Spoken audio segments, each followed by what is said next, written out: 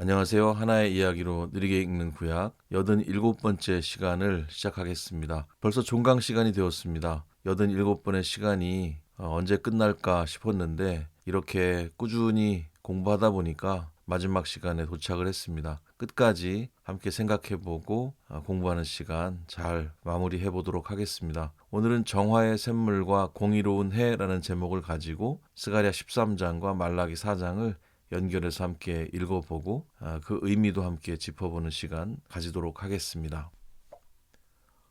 용광로라는 제목으로 잠시 생각해보고 오늘 공부로 들어갔으면 좋겠는데요. 깨끗해진다고 하는 것은 때로는 아픈 과정을 동반하죠. 더러운 상처를 소독할 때 따끔한 통증이 찾아오고 또 거친 광석이 순금이 되려고 하면 저렇게 활활 타오르는 불길을 통과해야 합니다. 오늘 우리가 함께 읽을 스가랴 13장과 말라기 4장은 구약 성경의 마무리 부분인데요. 영적 정화 그리고 심판의 정점을 보여주고 있습니다. 예언자들은 단순히 무서운 파멸을 선포하는 것이 아니고 우리 삶의 거짓과 더러움을 씻어내기 위해서 그렇게 하나님께서 터뜨려 주시는 샘물을 소개해주고 있습니다. 그리고 악인들을 태우는 그 용광로의 불길이 상처를 어루만지는 따스한 치료의 광선으로 변하는 그 반전의 모습도 보여줍니다. 오늘 공부를 통해서 구약의 마지막 메시지가 던져주는 그 영적인 정련의 의미를 한번 짚어보고 우리 내면의 불순물을 씻어내고 공의 아래서 자유를 누리는 그런 참된 회복에 대해서 함께 생각해보는 시간 가져보겠습니다. 오늘 스가랴 13장과 말라기 4장을 함께 연결하기 때문에 지난번에 잠시 보았지만 스가랴 13장의 위치를 그리고 의미를 함께 짚어보는 게 좋을 것 같습니다. 오늘 보시면 후반부의 내용입니다. 9장에서 14장 메시아의 도래와 우주적인 구원을 이야기하는 스가랴의 후반부 내용 중에서 12장에서 14장 예루살렘의 최후 승리와 여호와 왕국을 이야기하는 그 맨 마지막 부분에 속해 있는 장이 되겠고요.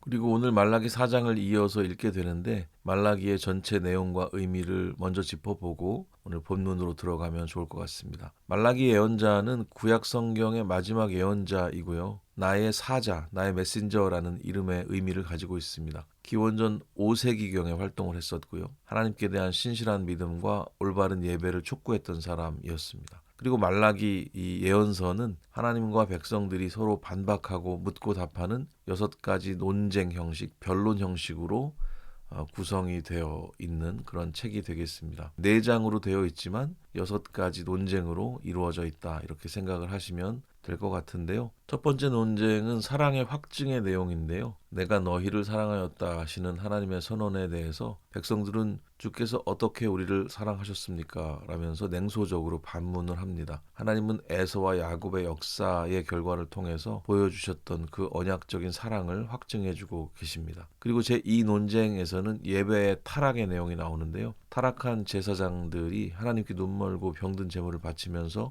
예배를 멸시했습니다. 하나님은 차라리 성전 문을 닫을 자가 있었으면 좋겠다고 말씀하시면서 거칠애뿐인 종교 형식을 책망하시죠. 그리고 제3논쟁, 세 번째 논쟁은 가정의 붕괴의 내용입니다. 신앙의 타락이 삶의 타락으로 이어지고 우상 숭배자들과 결혼하면서 아내를 버리는 이혼이 만연했습니다. 하나님은 그 깨어진 가정을 통해서 언약이 파괴되었음을 지적을 하고 계십니다. 그리고 네 번째 논쟁은 공의에 대한 의심의 내용인데요. 악인이 정말 잘 사는데 정의의 하나님이 어디 계시냐라는 그 백성들의 불평에 대해서 하나님께서 내가 내 사자를 보내서 연단하고 심판할 것이다 라고 말씀하시면서 주님의 날이 반드시 임할 것을 선언하는 내용이 여기 나오고 있습니다. 그리고 다섯 번째 논쟁은 물질의 인색함에 대한 이야기입니다. 물질을 움켜쥐고 하나님의 것을 훔치는 그 백성들에게 하나님은 온전한 봉헌을 통해서 관계의 신뢰를 회복하고 하늘의 복을 주실 것이다. 이렇게 말씀하시는 내용이 제5 논쟁의 내용이고요. 그리고 마지막 결론부인데요.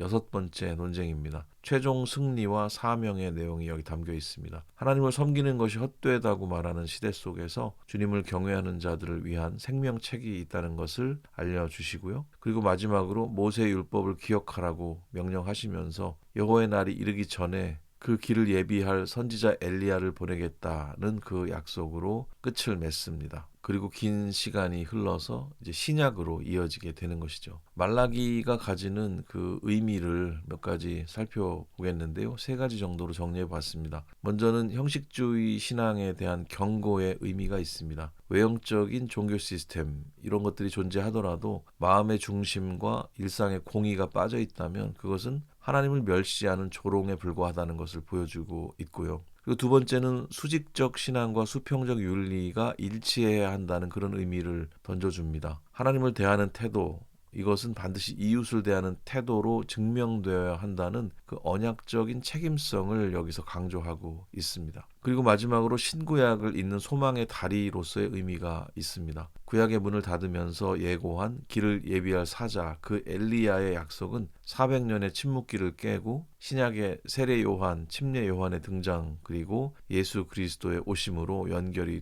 됩니다. 말라기는 암흑 같은 현실 속에서도 공의로운 해가 떠올라서 치료하는 광선을 비추어 주실 것이라는 그 우주적인 소망을 심어주는 그런 책이라고 볼 수 있습니다.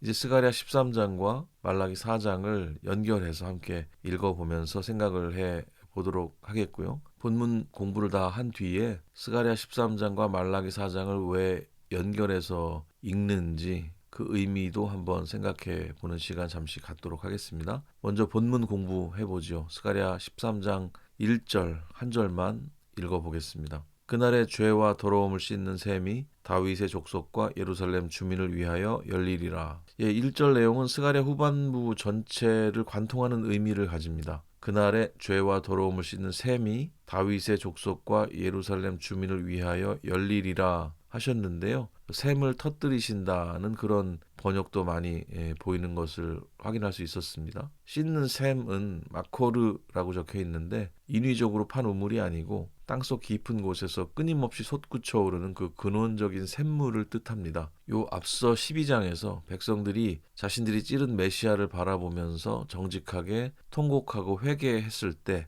하나님은 그 애통 위에 이 거룩한 샘물을 터뜨려 주시는 것을 알 수가 있습니다. 제도나 외형적인 성전이 줄 수 없었던 그 근원적인 죄사함 또 영적인 정화가 오직 하나님의 주권적인 자비로 시작된다고 하는 그런 내용을 여기서 말씀해 주고 계십니다. 2절과 3절 말씀입니다. 만군의 여호와가 말하노라 그날에 내가 우상의 이름을 이 땅에서 끊어내 기억도 되지 못하게 할 것이며 거짓 선지자와 더러운 귀신을 이 땅에서 떠나게 할 것이라. 사람이 아직도 예언할 것 같으면 그 낳은 부모가 그에게 이르기를 네가 여호와의 이름을 빙자하여 거짓말을 하니 살지 못하리라 하고 낳은 부모가 그가 예언할 때 칼로 그를 찌르리라.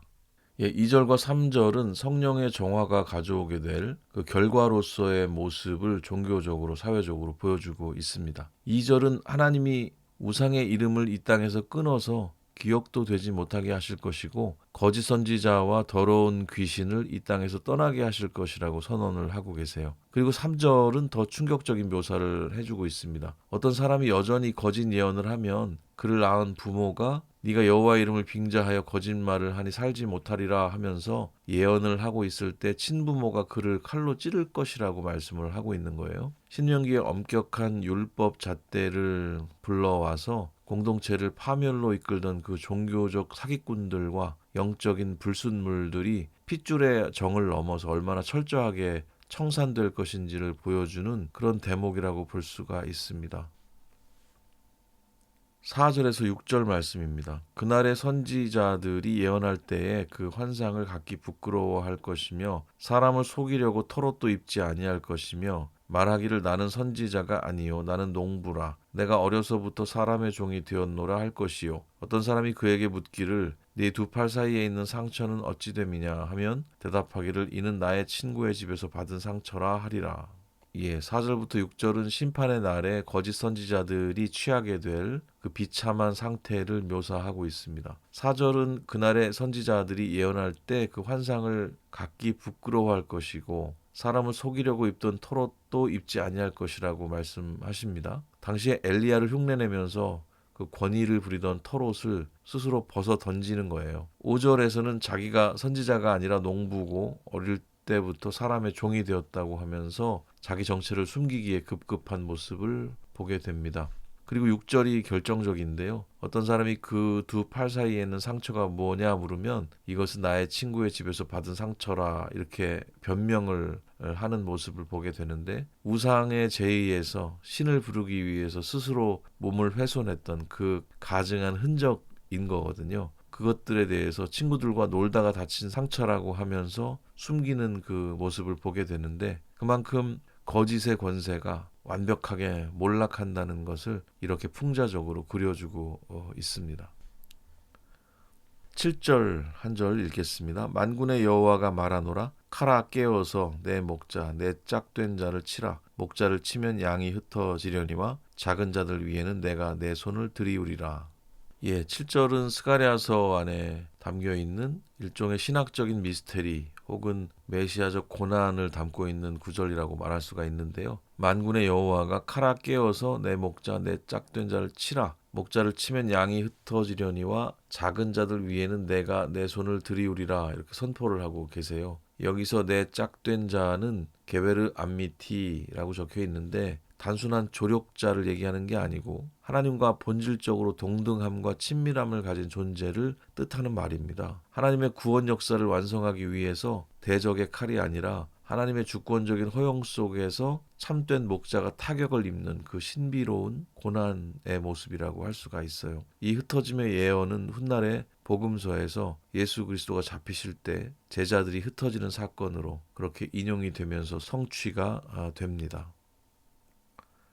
8절과 9절입니다. 여호와가 말하노라. 이 온 땅에서 3분의 2는 멸망하고 3분의 1은 거기 남으리니 내가 그 3분의 1을 불 가운데 던져 은같이 연단하며 금같이 시험할 것이라. 그들이 내 이름을 부르리니 내가 들을 것이며 나는 말하기를 이는 내 백성이라 할 것이요 그들은 말하기를 여호와는 내 하나님이시라 하리라. 8절과 9절은 목자가 타격을 당한 이후에 공동체가 겪게 될 그 혹독한 시련과 또 궁극적인 영적 정련의 과정을 다루고 있습니다. 8절은 이 온 땅에서 3분의 2가 멸망하고 3분의 1은 거기 남을 것이라고 얘기를 하고 있죠. 정말 굉장한 숫자의 감소를 볼 수가 있는데요. 그렇지만 9절은 그 남은 3분의 1을 향한 하나님의 진짜 목적을 드러내주고 계십니다. 내가 그 3분의 1을 불 가운데 던져 은같이 연단하며 금같이 시험할 것이라 이렇게 말씀을 하세요. 고통의 풀무불을 통고한 그들이 주님의 이름을 부르면 하나님이 들으실 것이다. 그리고 하나님은 이는 내 백성이라 하실 것이고 그들은 여호와는 내 하나님이시라 고백하게 될 것이다 말씀합니다. 이 시련의 목적이 파멸이 아니라 참 백성을 걸러내기 위한 그런 하나님의 정련의 과정임을 보여주고 있습니다. 이제 말라기 본문으로 넘어갑니다. 말라기 4장 1절입니다. 만군의 여호와가 이르노라. 보라 용광로 불같은 날이 이르리니 교만한 자와 악을 행하는 자는 다 지푸라기가 될 것이라. 그 이르는 날에 그들을 살라 그 뿌리와 가지를 남기지 아니할 것이로되. 구약의 마지막 예언자가 바라본 그 최후의 심판 날이 용광로의 이미지로 이렇게 보여지고 있습니다. 1절은 보라 용광로 불같은 날이 이르리니 교만한 자와 악을 행하는 자는 다 지푸라기가 될 것이다 이렇게 경고를 하고 계세요. 다가오는 그날이 그들을 살라서 그 뿌리와 가지를 남기지 아니할 것이다 말씀하고 있습니다. 말라기 시대 백성들은 악인이 잘 되고 번성한다고 하면서 하나님의 공의를 의심하고 있었거든요. 하나님은 그 회의주의적인 사람들을 향해서 역사의 마지막 날에 불의한 자들이 정말 흔적도 없이 타버릴 지푸라기에 불과하다는 것을 말씀하시면서 냉소주의에 빠진 공동체의 경각심을 깨워주고 계십니다. 말라기 4장 2절 말씀입니다. 내 이름을 경외하는 너희에게는 공의로운 해가 떠올라서 치료하는 광선을 비추리니 너희가 나가서 외양간에서 나온 송아지같이 뛰리라. 2절은 악인을 태우는 불길이 주님을 경외하는 자들에게는 어떻게 이 반전의 축복으로 다가오는지를 이야기하고 있습니다. 내 이름을 경외하는 너희에게는 공의로운 해가 떠올라서 치료하는 광선을 비추리니 너희가 나가서 외양간에서 나온 송아지같이 뛰리라 이렇게 말씀하세요. 여기서 치료하는 광선은 우마르페 비크나페이하라고 적혀 있는데 그 날개 아래에 치료함이 있다는 뜻입니다. 아침 햇살이 비춰올 때 대지를 감싸고 있었던 어둠과 추위가 치유되면서 물러나는 느낌을 우리가 갖게 되죠. 그렇게 그 햇살이 퍼져나가듯이 주님의 공의가 견뎌냈던 자들, 그 신실한 자들의 상처를 어루만지실 것이라고 하는 말씀입니다. 어둡고 좁은 외양간 같은 그 포로기의 시간들, 그 현실적인 억압에 갇혀있던 백성들이 해방의 기쁨을 맞이하면서 들판을 마음껏 질주하는 송아지처럼 활력을 되찾게 하실 것이다. 그 말씀을 해주고 계신 거죠. 3절 말씀입니다. 또 너희가 악인을 밟을 것이니 그들이 내가 정한 날에 너희 발바닥 밑에 재와 같으리라. 만군의 여호와의 말이니라. 3절은 공의로운 해 아래서 치유를 경험한 백성들이 그 역사 속에서 맞이할 최종적인 승리의 위치를 선언해주고 있습니다. 세상의 역사 속에서 늘 짓밟히고 조롱당하던 사람들이 그 주님이 정하신 날이 되면 오히려 불의한 권세자들을 발밑에 재처럼 밟게 될 것이라는 그런 이야기입니다. 물리적인 폭력으로 복수하라고 하는 뜻이 아니라 하나님의 공의가 완전히 승리해서 악의 실체가 얼마나 무력하게 청산이 될 것인지 이 백성들에게 확신을 심어주시는 그런 선포라고 볼 수 있습니다. 4절 말씀입니다. 너희는 내가 호렙에서 온 이스라엘을 위하여 내 종 모세에게 명령한 법, 곧 율례와 법도를 기억하라. 4절은 구약 전체를 마무리하는 시점에서 백성들이 붙잡아야 될 영적인 뿌리 그리고 삶의 이정표를 제시해주고 있습니다. 여기서 기억하라라고 하는 말은 지크루라고 적혀 있는데 이 얘기는 과거의 텍스트를 단순히 머리로 암기하는 게 아니고 오늘 내 삶의 현장에서 살아내서 현재화한다는 뜻을 가집니다. 성경은 미래의 그 종말론적인 비전을 소망하고 바라는 자들일수록 그 시내산에서 주셨던 그 하나님의 일상적인 윤리, 정의, 그 계명의 가치를 묵묵히 자신의 삶의 자리에서 지켜내고 살아내야 한다는 것을 말씀하고 있는 거죠.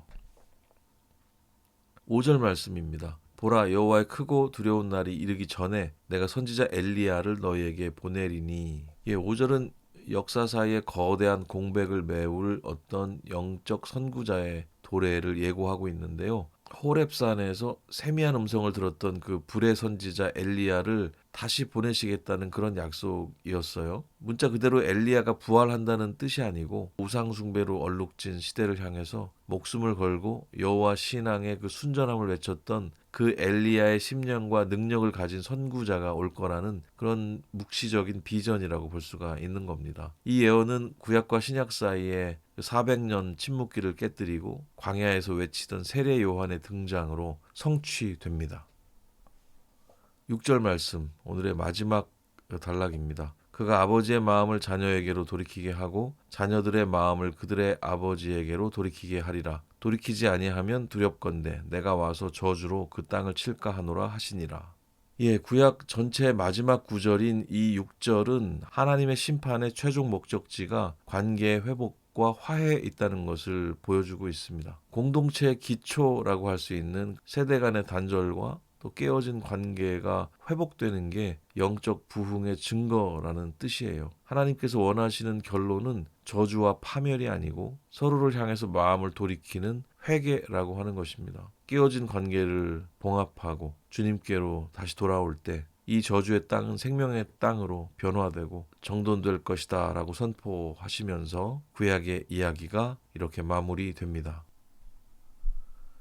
그럼 이제 스가랴 13장, 말라기 4장을 함께 보는 그 의미를 잠시 짚어볼 필요가 있겠습니다. 책이 좀 다른 책인데 이 두 책의 장을 각각 다른 장을 이렇게 연결해서 우리가 함께 읽게 되었거든요. 이 이유가 있습니다. 사실 비슷한 시간, 그러니까 단순히 구약의 끝자락쯤 있다는 그 시간적인 겹침 때문이 아니고 이 두 책이 공유하는 핵심 메시지가 나름의 놀라운 시너지를 내고 있기 때문이거든요. 두 본문을 연결해서 읽을 때 우리가 이해하게 되는 나름의 의미가 있습니다. 그런 것들을 한 3가지 정도로 정리를 한번 해보았습니다. 첫 번째는 정화의 샘물이 흘러서 치료의 광선으로 이어지는 그 회복의 과정을 묘사하고 있다는 의미입니다. 스가랴 13장 1절을 보면 우리의 죄와 더러움을 정결하게 씻어내는 근원적인 샘물이 열릴 것이다 이렇게 선포를 하고 있거든요. 그런데 말라기 4장 2절을 이어서 보면 그 주님을 경외하는 사람들에게 어둠을 뚫고 떠오르는 공의로운 해와 치료하는 광선을 약속하십니다. 이 두 이미지는 구원의 어떤 역동적 과정을 시각화해서 보여준다고 볼 수 있어요. 스가랴 13장이 우리 내면의 죄악 또 종교적인 불순물들을 도려내고 씻어내는 그런 청산과 씻음의 의미라고 한다면, 혹은 그런 단계라고 한다면, 말라기 4장은 그 씻음의 토대 위에 깨어지고 상처 입은 삶을 따뜻하게 싸매시고 또 외양간에서 나온 송아지처럼 뛰놀게 하시는 회복과 해방의 그런 그림, 그런 단계라고 볼 수가 있다는 겁니다. 그러니까 죄의 씻음 없이 진정한 치유와 기쁨이 존재할 수 없다. 그 과정에 대해서 이 두 본문의 연결을 통해서 우리가 아주 선명하게 그런 그림을 볼 수가 있다는 거죠. 스가랴가 죄의 씻음을 말하고 있다면 말라기는 치유와 기쁨을 말하고 있다. 그것이 단계적으로 연결되어 있다. 이렇게 생각해 볼 수 있겠습니다. 두 번째는 고난당하는 목자와 길을 예비하는 사자의 입체적인 조명의 의미가 있습니다. 두 본문을 연결하면은 신약 복음서의 문을 여는 그 메시아의 도래가 눈앞에 그려지는 것 같아요. 스가랴 13장 7절 보시면 하나님의 짝된 자, 참된 목자가 타격을 입고 양들이 흩어지는 그 메시아의 고난, 그 대속적 고난을 예고하고 있는 내용이 나오는데요. 스가랴 13장 17절은 하나님의 짝이 된 자, 그 참된 목자가 칼에 맞아서 그렇게 타격을 입고 양들이 흩어지는 그런 메시아의 고난, 메시아의 대속적 고난이 예고되고 있습니다. 그런데 말라기 4장 5절을 보면 여호와의 크고 두려운 날이 이르기 전에 백성들의 마음을 돌이키게 할 그 선지자 엘리야의 파송을 선포하거든요. 이 두 이야기를 연결해서 읽을 때 우리가 떠올리게 되는 그림이 있죠. 말라기가 예언한 엘리야가 와서 목숨을 걸고 회개하라고 외치면서 예비했던 그 길의 끝에 우리를 위해서 묵묵히 십자가에서 피를 흘리신 그 스가랴의 상처 입은 목자 예수 그리스도가 서 계시는 바로 그 그림입니다. 신구약의 징검다리가 되는 그 메시아 이야기의 비밀을 잘 연결해주고 있는 의미가 있습니다. 그리고 한 가지 더 의미를 짚어본다면 시련의 풀무불을 견디게 하는 그 종말론적인 소망의 격려의 의미가 있다는 겁니다. 두 선지자, 그러니까 스가랴와 말라기가 처했던 그 역사적 배경은 그 영적 침체기 그리고 냉소주의라는 공통점을 가지거든요. 영적인 침체기와 또 냉소주의라는 공통점을 가지거든요. 포로에서 돌아왔지만 여전히 제국의 압제 속에 있었고 현실은 변하지 않고 백성들은 낙심하고 있었습니다. 이때 이 두 본문은 놀랍게도 불 또 용광로라는 같은 비유로 백성들을 일깨우고 있어요. 스가랴 13장 9절을 보면 3분의 1을 불 가운데 던져 은과 금같이 연단하시는 정년, 이것을 말씀하고 계시잖아요. 그런데 말라기 4장 1절을 보시면 교만하고 악한 자들을 지푸라기처럼 태워버릴 용광로 불 같은 최종 심판의 날, 이 날을 경고하고 계시다는 겁니다. 연결해서 읽으면 마치 같은 책 같기도 해요. 그 현실 속에서 풀무불 같은 고난을 통과하고 있던 이 성도들에게 이 두 말씀의 연결은 굉장히 큰 의미가 있었을 겁니다. 지금 우리가 겪는 삶의 시련은 우리를 망하게 하려는 진노가 아니고 악인들이 타버릴 영원한 용광로에 떨어지지 않도록 우리를 정결한 순금으로 빚어내시는 그 하나님의 사랑의 연단이라는 그 사실을 여기서 확증해 보여주시는 의미가 있는 것이죠. 결국 스가랴 13장 그리고 말라기 4장을 연결하는 것은 하나님이 우리 삶의 더러움을 어떻게 다루시는가, 그 정화의 샘물로 시작해서 그 정년을 통과한 백성들이 마침내 마주할 최종 승리는 또 얼마나 찬란한가, 우리가 공의로운 해와 또 치유에 대해서 읽으면서 그런 생각을 할 수 있었는데요. 이렇게 마무리가 되는 정말 완벽한 언약 역사와 소망의 이야기라고 정리해 볼 수가 있을 것 같습니다. 이렇게 스가랴 13장과 말라기 4장을 함께 읽었던 이유, 그 의미를 잠시 살펴보았습니다. 우리 안에 영적인 냉소가 있다면 다시 오실 그리스도를 향한 뜨거운 갈망을 우리들 마음속에 심을 수 있기를 바랍니다. 이제 퀴즈를 통해서 오늘 본문의 의미를 확인해 보도록 하겠습니다. 첫 번째 문제입니다. 스가랴 13장 1절에서 다윗의 족속과 예루살렘 주민을 위해 열리는 죄와 더러움을 씻는 셈이 선포하는 의미는 무엇입니까? 여기 열린다고 되어 있지만 어떤 번역에는 하나님께서 터뜨리시는 샘 이렇게 얘기하기도 합니다. 그 의미를 한번 찾아보겠습니다. 1번 예루살렘 성내의 고질적인 식수난을 해결하기 위한 수자원 개발 계획. 2번 외형적인 성전 건물이나 종교적 형식주의를 넘어 인간의 진정한 회개 위에 부어주시는 하나님의 주권적이고 근원적인 죄사함의 자비와 정화 능력. 3번 바벨론 제국이 건설한 운하 시스템을 모방하라는 건축학적 지침. 4번 이방 민족들과의 무역을 활성화하기 위해 항구를 개항하라는 선언. 예, 정답은 2번이 되겠습니다. 외형적인 성전 건물, 종교적인 형식주의를 넘어 우리의 회개 위에 부어주시는 하나님의 주권적이고 근원적인 죄사함의 자비와 정화 능력을 의미한다. 이 내용을 잘 기억하시면 좋겠습니다. 두 번째 문제입니다. 말라기 4장 2절에서 주님의 이름을 경외하는 자들에게 공의로운 해가 떠올라서 치료하는 광선을 비추실 때 백성들이 외양간에서 나온 송아지같이 뛰리라 하는 비유가 뜻하는 의미는 무엇입니까?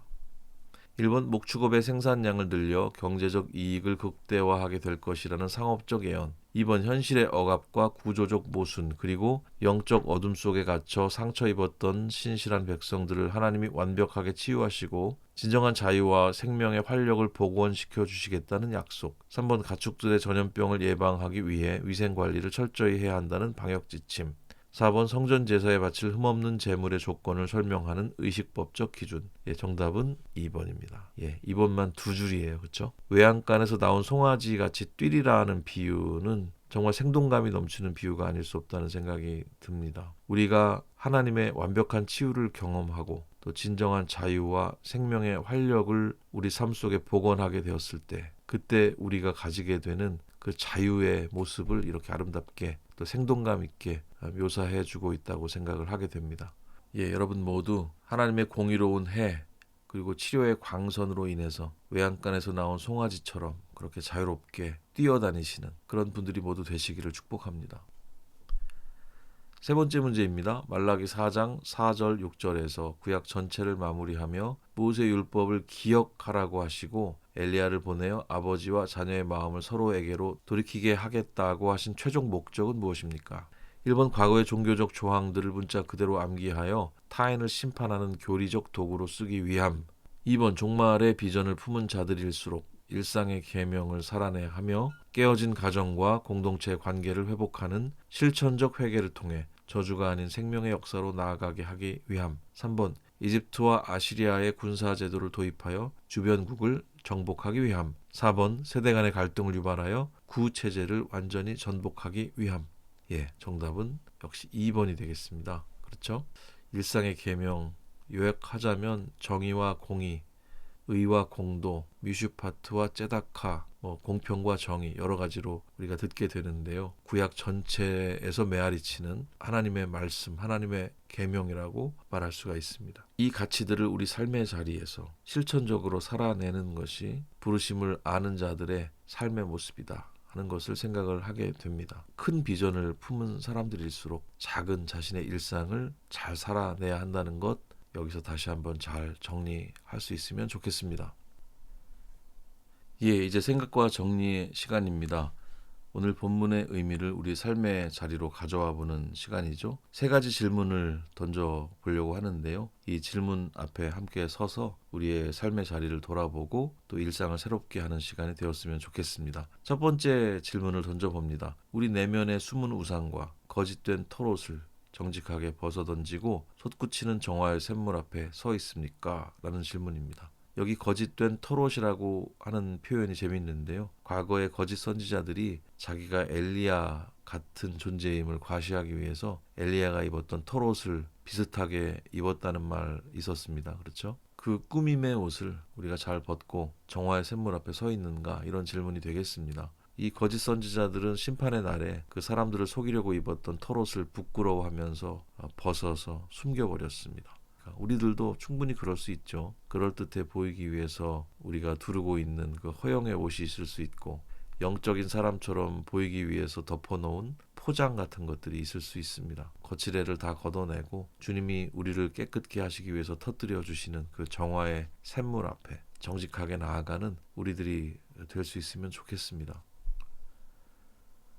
두 번째 질문을 던져봅니다. 고난의 풀무불을 통과할 때 그것이 우리를 파멸시키는 불이 아니라 순금으로 빚어내시는 정련의 과정임을 신뢰합니까? 라는 질문입니다. 하나님은 남은 자들을 불 가운데 던져서 은과 금같이 연단하시고 너희는 내 백성이라 부르시죠. 삶에 찾아오는 그 거친 시련과 또 이해할 수 없는 막막함 앞에서 우리는 쉽게 낙심하거나 또 하나님을 원망하거나 그렇습니다. 시련의 강도를 보면서 절망하기보다는 우리를 진짜 순전한 주님의 소유로 빚어가시는 그 정련의 손길, 그 과정임을 믿고 신뢰하면서 믿음의 중심을 굳게 지켜내는 우리들이 되었으면 좋겠습니다. 세 번째 질문을 던져봅니다. 종말의 비전과 소망을 품은 자로서 오늘 우리 일상의 율법을 살아내며 깨어진 관계를 돌이키는 화해의 통로로 서 있습니까? 구약의 마지막 경고는 거창한 예언의 성취가 아니라 호렙의 율법을 기억하고 아버지와 자녀의 마음을 서로에게로 돌이키라는 지극히 일상적이고 관계적인 명령이었습니다. 미래 영광을 갈망하는 신앙을 가진 분들일수록 오늘 만나는 가족과 이웃들과의 관계 속에서 신실해야 한다는 사실을 꼭 기억하면 좋겠습니다. 반목과 단절의 자리에 먼저 손을 내밀고 마음을 돌이키는 작은 화해의 실천을 통해서 이 땅의 저주를 끊어내고 샬롬을 심어가는 그런 징검다리가 모두 되실 수 있기를 축복합니다.